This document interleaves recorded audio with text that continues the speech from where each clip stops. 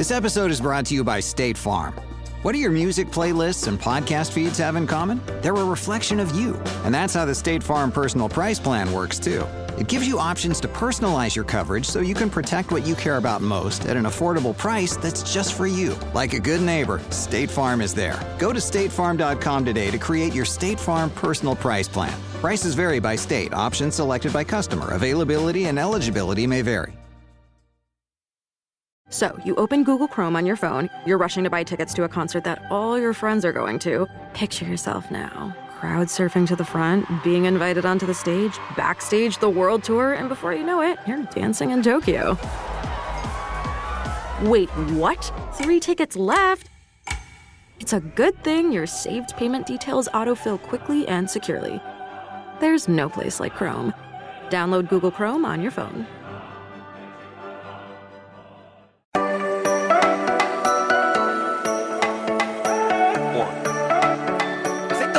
Time we taped the podcast this late, correct me if I'm wrong, Andrew and Mike, it was when the Orlando Brown news broke all the way back in March, but it's been a crazy day, but as reporters, the grind doesn't stop. We are bringing you the best Bengals insights and opinions right here on this late but awesome Tuesday night.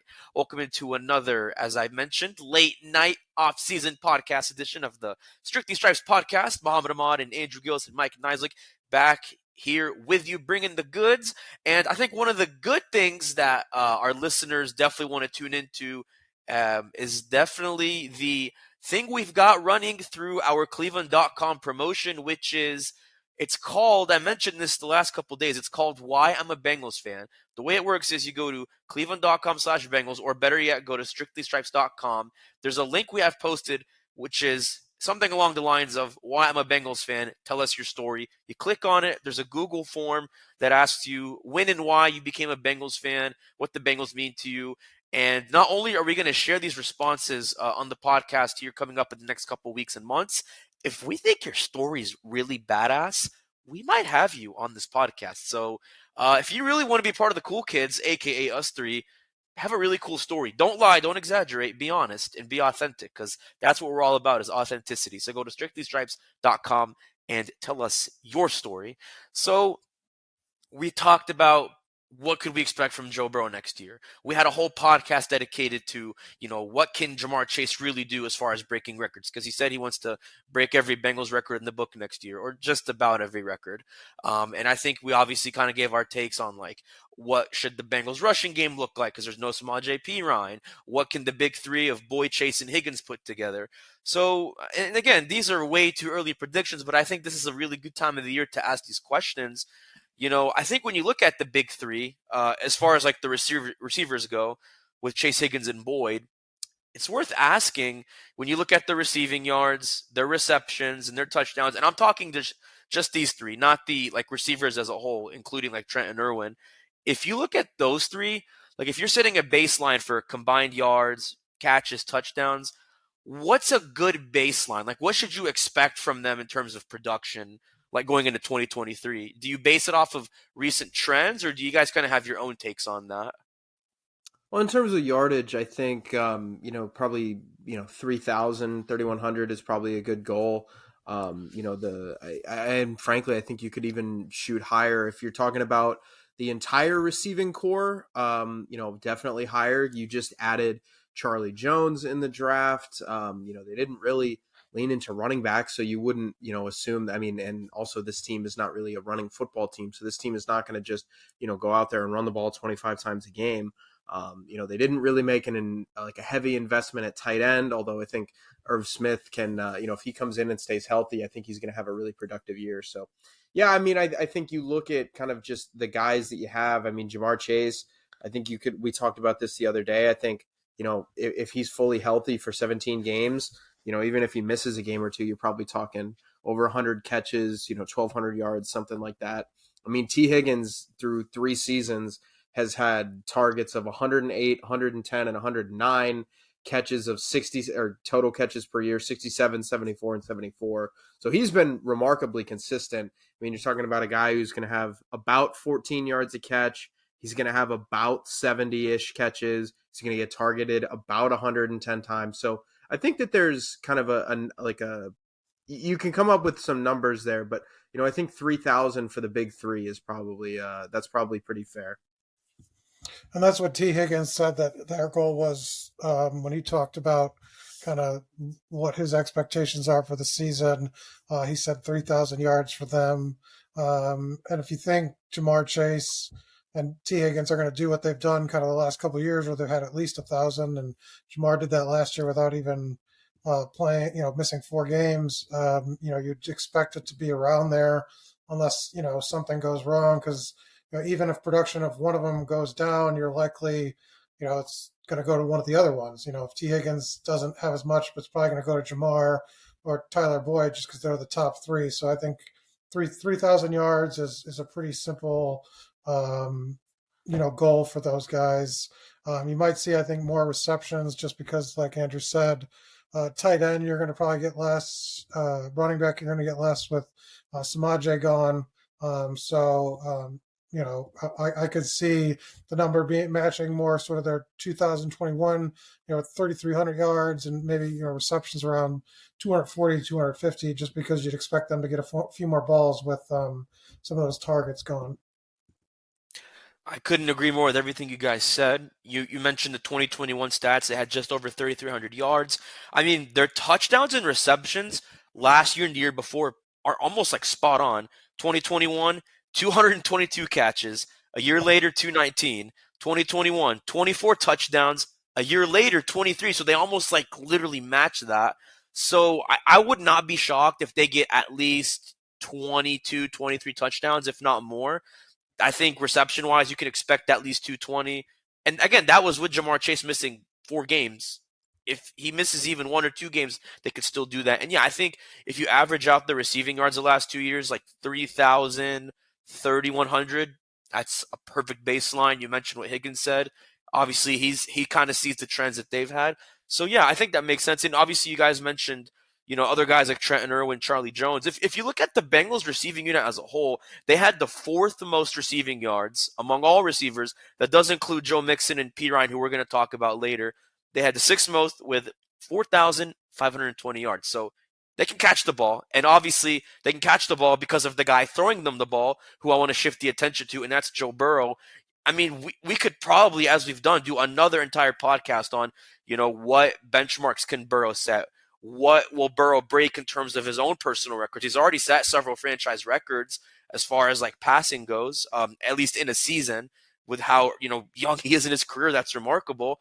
So before I even ask like what a benchmark is, here's maybe a better rhetorical question, or I'm sorry, a better hypothetical question. Can you see this guy throwing for 5,000 yards next year? First off, or is that stretching it? I think it's possible. You look at the last 2 years. I mean, he's only played 16 games, so he's actually never played 17. Obviously, it was kind of out of his control, but I think in 21, we talked about this before.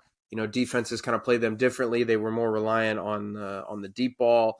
I think that if you can get back to that, it's possible. In terms of I pulled this up earlier. In terms of plays per game, the Bengals were still pretty decent according to Football Database, Football DB.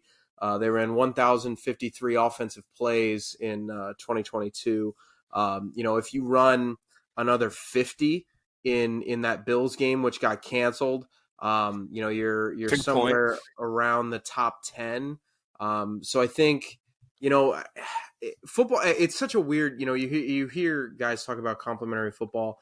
And this is kind of one of the things where, it's not really just lip service. I think that, if the defense can improve, and the defense was already pretty decent last year, get you more stops, get you more time of possession on offense, then you can really start to rack up those numbers if the offense is on the field just for longer. Or even not even just for longer. I'm not even talking time of possession. If you can just run more plays. So there's a couple different ways that it could happen. I think it's possible. But it is really hard to throw for 5,000 yards. So we'll see, I guess. Well, 15 players have done it in NFL history. That's happened 3 times in the last 2 years. Justin Herbert and Tom Brady did it in 2021. Patrick Mahomes did it in 2022. He's done it twice in his career. Drew Brees did it the most, I think. What is it? 1, 2, 3, 4, 5 times. Yeah. Is it possible? Yes. But probably a lot of things have to sort of fall into place. I think you mentioned defensively. I think it's going to be hard for them to take a step forward, but maybe that means that they have to throw more because these games are going to be higher scoring, with that secondary. Maybe some of these games that last year weren't very competitive, like that Carolina game, they have to throw a bit more. Is it possible? Yes. I don't think that would be the benchmark that, realistic benchmark he would set. I mean, if you're looking at his last two years, I think you can say 4,500 passing yards and, 35 touchdowns is sort of where he's been at with, completion percentage hovering around 70%. I mean, those are pretty, Pro Bowl caliber numbers. And seems to be where he's at. That said, if the running game takes a step back and this team becomes even more one-dimensional, maybe it is him all the time, and 5,000 yards is easily attainable. The reason why I specifically asked that, because number one, I am curious. I always say, what is the best that's yet to come from Burrow? And maybe that's part of what's the best to come. But, I mean, like you said, Mike, you kind of beat me to it. Mahomes did it last year, and he won MVP due in part to the fact that he did that without Tyreek Hill, which, I mean, yeah, I think when I actually think about it like that, it's like, yeah, he did something most guys don't do, and he did it without one of the best players in the game at wide receiver. So, yeah, and Andrew would agree with me. I think that's why you got to give him MVP, which bears the question of, okay, yeah, Burrow does have some of the best receivers in the game, and they are only getting better and better, and so is Burrow. So, is it unreasonable to expect that? Like you guys said, probably not. Is it easy? Far from it. I guess, and this is so interesting because kind of like the receivers having similar stats the last 2 years with the big three, Burrow's numbers are not that different. His passing yards were about 150 yards fewer in 2022, which, again, I think is partially because they had one fewer game because of the cancellation against Buffalo. Otherwise, his passing yards are pretty similar. I mean, he threw, 35 touchdowns last year, one less the year before, 12 interceptions last year, only 2 more the year before, and 68% completion percentage last year. And you get the point I'm making, 70% the year before. So his numbers are really spot on. And I don't think it's surprising that it coincides with the receivers' numbers being spot on. So assuming, the receivers trend upwards, logically you'd assume Burrow does the same. I mean, completing 70% of your passes still blows my mind. Can he complete 75? Can he maybe complete 73? Or is 70 almost where you have to keep it? Because obviously he leads the NFL all time in completion percentage. He qualified for that last year. I mean, how high can you go, I guess, if you're Joe Burrow at that point with completing the ball? I mean, yeah, like I said, I think around 70% is what he's going to do. That's just kind of how he's built. That's his strength, right? I don't think you'll see it, go much higher just because defenses are still going to make plays, and you're still going to have busted routes or miscommunications. But I mean, that's still on pace to set the NFL record, so that's pretty darn good. But I mean, I don't think it'd be fair to say, he's going to compete 80% of his passes. I mean, that just seems that's bonkers. Absurd. But I mean, he's still one of the most accurate quarterbacks to ever play the game. So, 70% is pretty darn good. I mean, let's say from a betting standpoint, because I know Andrew would probably laugh at this. Let's say someone, I don't know how this works because I'm the farthest thing from a betting expert. Someone places a bet preseason that Burrow will complete 75%, at least 75, and he hits 75.2. I mean, that would be a rich man, I would think, or a rich woman, whoever puts a bet on that. It'd be pretty crazy. But like you said, I mean, 70 is as good as it gets. I think he may. People are looking at that saying, yeah, that's already good enough. I think I'm with you guys on that. 40 touchdowns? Is that possible? I mean, I know I'm probably being repetitive at this point, but Mahomes threw for 40 touchdowns with his 5,000 yards. Burrow's only 5 or 6 touchdowns shy from having done that in the season. Pretty realistic, I would think, right? Yeah, I mean, technically he threw for 36. because the Bills game, which got canceled. I mean, he had already thrown a touchdown pass in that game, so I mean, he was probably going to throw one or two more, just kind of how that offense looked. I mean, they were kind of humming early on in that game, so I think that he was at 34 in 2021 and he played 16 games. He was at 35 last year and he played 16 games.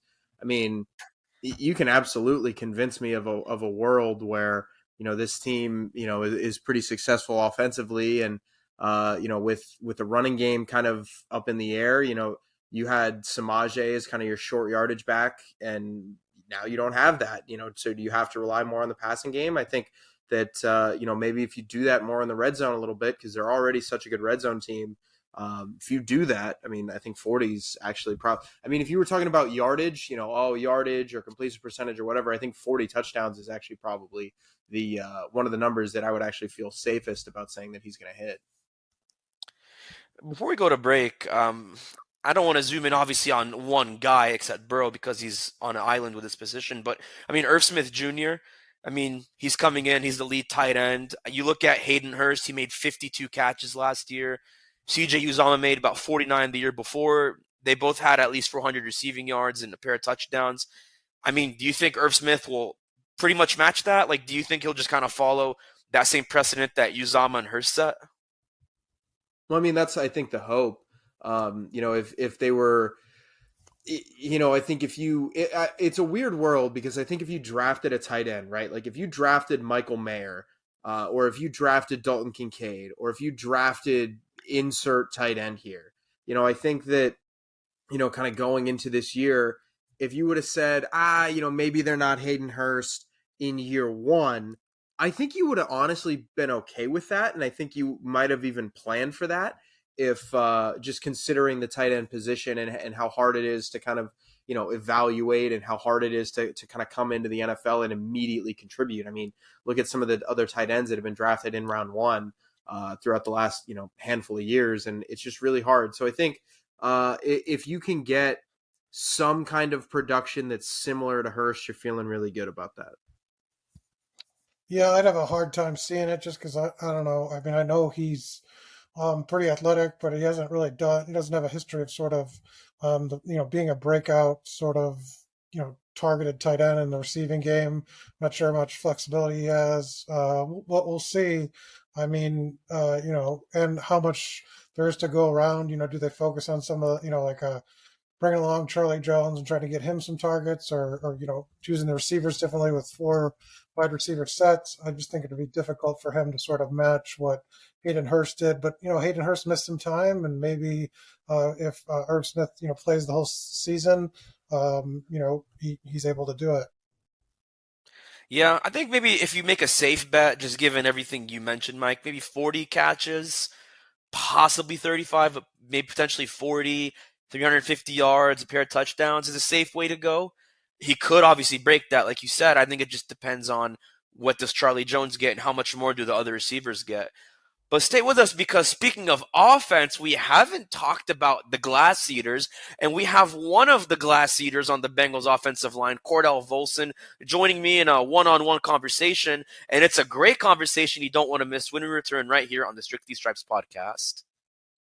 And thanks for staying with us on the Strictly Stripes podcast. Joining me is Bengals left guard Cordell Volson going into his second year, although it feels like yesterday you were just a rookie and now you're going into your second year. First of all, I appreciate you doing this. How has the offseason been? How are you doing, my friend? I'm doing really well. The offseason has been great. It's been great to be back here in Cincy with so many of the guys are here and just been putting in the work to have a big year this year. What is the mindset difference as a rookie versus going into year two? I think that going into year two, you can perfect your craft more. As a rookie, you're still trying to learn the system and learn the technique and things that are being taught. And now going into year two, understand all those things and now can just sharpen the sword of all those things. How nice is it having someone like Frank Pollock who can help you sharpen that sword? He's been unbelievable. I appreciate him a lot. We have extra meetings together, just I'll text him and be like, hey, can we come up and just watch a couple things? And it's great. He's always willing to help his guys out, and he truly wants his guys to succeed and be the best that they can be. What makes Frank Pollock in general just such a good coach? It just seems like there's a certain aura that he carries that maybe you don't see in a whole lot of other offensive line coaches. Yeah, I mean, he played ball in the league for 8+ years, so he understands the day-to-day, life that we live, and I really appreciate that because, he understands that he's going to coach for perfection, but, it's not always going to be perfect. Sometimes you just got to battle and get the job done, and he's been great to learn from, and he's someone that you're glad's on your side when you go into battle every Sunday. Just as I was kind of glancing at you guys in practice, it looked like Jackson Carman was really looking like maybe the Jackson that people haven't seen. Obviously, his routine has changed. He's talked about what he's doing differently outside of the building workout-wise. I mean, what have you seen from him? And what have you seen from other guys maybe that's just been so different this offseason? Yeah, Jackson's been awesome. When he came in the playoffs, got to play next to him, he did unbelievable. He did a great job, and I'm looking forward to this year for him. He's got a big year ahead, and really excited for him. Obviously the goal is to win a Super Bowl. The goal is to be the best you can be, all Pro Bowler. But what are some specific goals that you just have for yourself, whether it be on the field or off the field? Yeah, I got goals written down, and I look at them every day. It's to start every game this season. That's to take care of my body, be healthy, play well, all the things that go into that.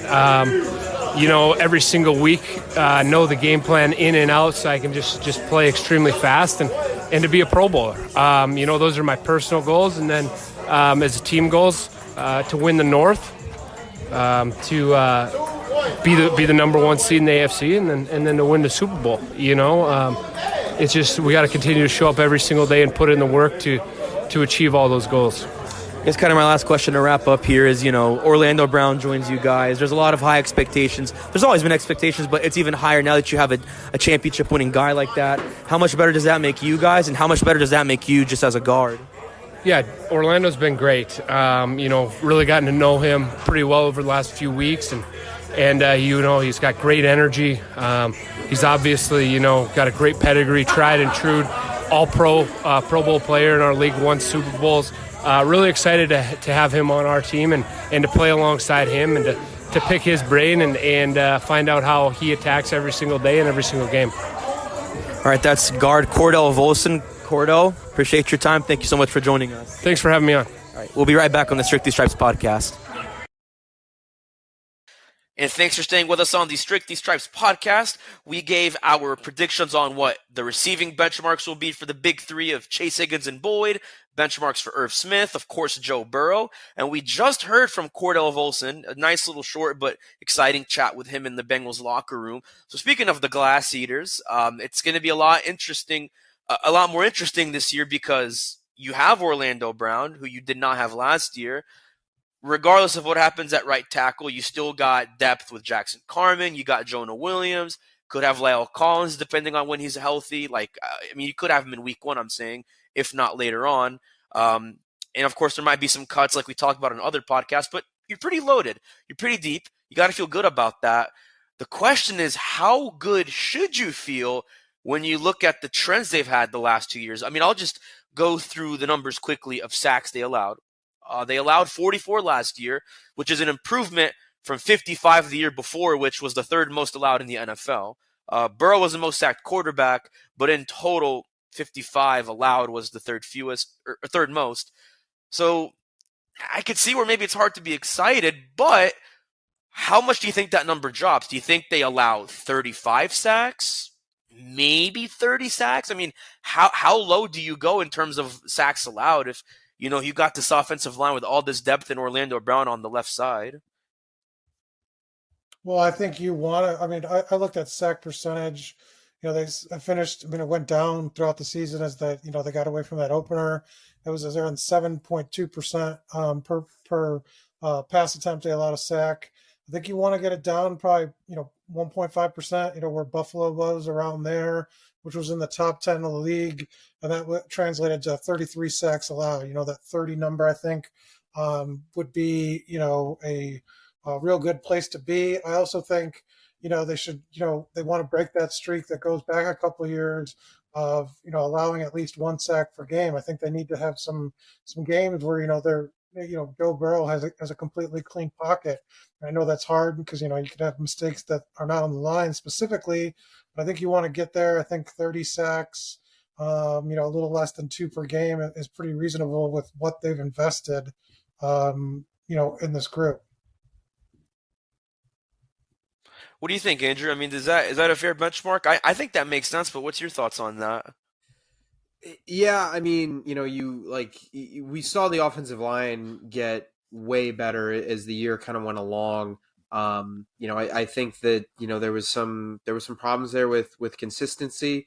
They just hadn't, played a lot together. So I think that if you can get that number down, you're feeling really good about that. Just because you kind of need to protect your quarterback, right? And I know just a little bit. It's not even, sacks or negative plays or whatever. It's, you got to start worrying about this guy's health because, he's taken, 124 sacks in 3 seasons. That's too many. That doesn't even count the playoff sacks that he's had. Mike, you mentioned, I was trying to find the stat here as Mike was talking. I haven't found it yet, but I think there was it's only a handful of games in Joe Burrow's career where he has not been sacked. He's played it's crazy 42 games in his career. As I pull this up now, he has been sacked, or he hasn't been sacked in 3 games, and he's played 42 regular season games. That's insanity. That's crazy. That's that's barely 5% of the games that he's played in his career. That's crazy. He's played 7 playoff games and he's been sacked 29 times. That's got to change. And again, not all sacks are created equal. I've mentioned that on this podcast before. A 3rd and 4 sack on, at the end of a half when you're at midfield, trying for a Hail Mary or something, that's different than a 1st and 10 sack. So it's not, I think maybe the number is a bad way to look at it. But again, there's got to be games where you put up offers, and there's got to be games or a month-long stretch where Joe Burrow gets sacked 3 times in 4 games. You just cannot have not only, the negative plays that are sacks, you just can't have your franchise quarterback taking that many hits. I think sack percentage, like Mike mentioned, is a better indicator, and you look at the sack percentage later on, up until obviously Jonah Williams and Alex Kappa got hurt, it really did kind of veer down to a lower number, which was good up until the injuries. So I think if you focus on those trends, it gives you optimism, and then you double that or add on to that with Orlando Brown, it's good. And I think in all fairness, too, with Jonah Williams, I mean, look, he didn't have the best year last year. He played with 2 hurt knees until he basically gave out with that injury he had towards the end of the year. And I could see where that was tough because he gave up 12 sacks, which is almost 25% of the sacks they allowed last year. But I think sometimes people forget how good he was the year before. I mean, that year the Bengals had one of the worst lines in the league. He was a bright spot, but obviously it was overshadowed because Burrow got hit so many times, and half of that offensive line is not even in the NFL anymore. So I think people might forget that sometimes, and we'll see, obviously, once he does eventually report, whether it be training camp, whether it's mandatory minicamp, whenever, how he looks, how healthy he is, how he competes with, Jackson Carman and Cody Ford and Hakeem Adeniji. I mean, obviously it's his job to lose, but yeah, we'll see if he bounces back healthy, he plays better at right tackle, or plays just as well at right tackle like he did 2 years ago at left tackle. That'll be an interesting question mark. But of course, you cannot tie all of this offensive line blocking talk together without talking about the run game, which zooming in just specifically on Joe Mixon and Chase Brown, because I would think we would both presume Chase Brown is going to be your Samaje Perine, or at least Samaje Perine's replacement. Looking at what Perine and Mixon did together last year, they had just over 1,200 yards on the ground, 9 tutties. You average that out to about 4 yards per carry between the two. They both combined for almost 100 catches, just over 700 yards, 6 tutties in the air, 7.5 catches, 7.5 yards per catch in the air. I guess the first question is, do you see and it doesn't matter if Mixon has more, how much more, but can Chase Brown and Joe Mixon put up similar numbers like that, if not better? Do they take a step back because it's a one-dimensional offense? Like, what would you kind of set as like your sort of baseline for those two combined? Well, I think it'll be Travion Williams that gets the backup spot. I don't really Really? think Chase Brown is going to be there yet. In terms of offering sort of a different change of pace type of back. And I don't know. I think that the trajectory is going to go down for Joe Mixon in terms of rushing the ball, just based on what running backs do and their kind of career trajectory. I mean, we'll see. But yeah, I would have a hard time seeing him. He didn't play. He missed a couple of games, so maybe his numbers, in aggregate are the same, but yards per game I think might be down. Efficiency, will trend downward just as he gets older. Yeah. Well, I'm interested to know though, like, and I'm not saying you're wrong, but like, why do you feel more inclined to say that Williams is going to be the backup? Like, why do you think they're not inclined to give it to Chase Brown just yet? Well, he didn't do much, blocking in college. I think that's going to be a big component that he has to sort of learn. I think he's a back that benefits from more carries as opposed to less. And so I think it's going to be, they'll go with the veteran to also have, a guy that, more of a carved out third down role that I think makes sense for him as opposed to Chase Brown, who I think is sort of a back that, will thrive with 20 carries a game, but, he's not in that situation right now.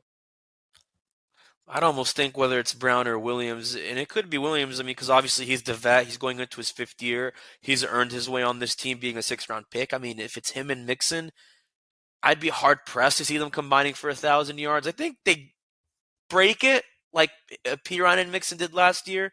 If they do, it's close. The receiving production might be similar just because I think the Bengals are going to still do those checkdowns like they did with Mixon. I mean, Williams had a few catches, and as few as they were good catches. So if he's more involved, I could see the receptions and the receiving production being similar. Man, the rushing attack, like with Mixon's age, with uncertainty with Williams and Brown, I just don't expect a lot from the ground game. Is it a good or bad thing? I don't know. I think it just depends on how one-dimensional they become or don't become. That is a bigger question mark and another conversation for another day. I want to wrap this up, though, with an interesting question. And if you guys don't have an answer for this, don't feel bad, because honestly, I'm struggling to find an answer for this. So when you talk about, like, the St. Louis Rams' offense with Kurt Warner 20 years ago, what were they called? The greatest show on turf, right? So they have their own nickname. When you say that, you know who you're talking about and in what era. Do you have a nickname for the Bengals offense right now? Like, just in the post-Burrow era? Because I don't. I just cannot think of one, and I'm just going to admit it on this podcast. I can't think of one. Do you guys have any nicknames, even if they're cheesy and cliche? Well, not in the post-Burrow era. Or in the post-Dalton, current Burrow era. I'm sorry. In the Burrow I don't era. have any nicknames, but I do want people to come up with something good, because I do miss that when we were a nickname society. I think, like, I wasn't around for some of these, but like, you think about some of the names that, like, NFL teams, but like more than just that, like just sports teams in general. You had the Fab Five, the Steel Curtain, the Bad Boys, Phi Slamma Jamma, the Hogs, the Broad Street Bullies. I'm trying to Legion of Boom, obviously. I'm trying to think of some. That's pretty recent, yeah. Like the Purple People Eaters, the Killer Bees. Like, you had some awesome nicknames that were just like really fun, and I just missed when that was a thing. So I have no idea. I'm not creative enough to do that, and I don't think it can be forced. It's got to be. It can be. It's got to be something that comes up organically. But I hope whenever it happens, if it happens, I hope it's a fun one. Well, you got to do something distinctive, and I don't think passing the ball a lot is very distinctive in the current NFL landscape. So I think that's fair. That's going to be a challenge. In terms of trying to create your own brand. They have the same brand as a lot of these teams do right now, which is a very good quarterback that throws a lot. I like Glass Ears, but the problem is that only focuses on the offensive line. Like, if there was a way to expand that to the whole offense, that'd be cool. But, yeah, I mean, Glass Eaters only focuses on, like, one positional group. Now, if we're talking about the Bengals offensive line, I do like that. And if the Bengals run away with this thing next year and win the Super Bowl, and Orlando Brown is an all-pro, and like somehow Jonah Williams is an all-pro. I don't know that will happen. Orlando Brown definitely could get it. He's come close. I mean, you get an all-pro blocker, you get some Pro Bowlers. Yeah, I think like we can look back and say, oh, that was a glass-eater offensive line. So maybe we focus on like a positional group. I mean, I hate calling the receivers the big three because like I'm stealing, the credits from like that Miami Heat squad with LeBron, Dwayne, and Chris Bosh. So like I just feel bad saying that, but that's what we've gotten to, man. We need to be a nickname society. We were once a proper society. We were once a proper country. What have we become? I'm just kidding. I think we're doing okay. We'll get there. We're gonna have a resurgence again. Stay with us. We're gonna have some more fun benchmarks, predictions, and lots of one-on-one interviews. If you like the one with Cordell Volson, well, guess what? We've got more coming this week. I'm not gonna give any names away because you're gonna have to tune in and find out who they are. And speaking of suggesting nicknames, if you want to suggest some nicknames to us, you know how you do that? You sign up for Cincinnati Football Insider. It's our subtext service. It's a free 2-week trial to start. We text you. You text us. You're a part of the podcast. I don't want to say we're a part of you, but in a way, like we are sort of a part of giving you the insights and the information you need before Twitter, before the web, before anybody gets it. Because you're special. So if you want to be special and feel special, go to cleveland.com/Bengals. Click on the blue banner at the top. Like I said, 2-week free trial to start. And if you really love us, which I think you will, it's $4.99 a month from there. Again, you get insights and insider info no one else gets, and you get it sooner than anyone else. And also make sure you sign up for our Strictly Stripes newsletter at cleveland.com/newsletters. It's free and it's in your inbox every morning. Once again, from myself, Andrew, and Mike, I'm Muhammad Ahmad. See you Wednesday.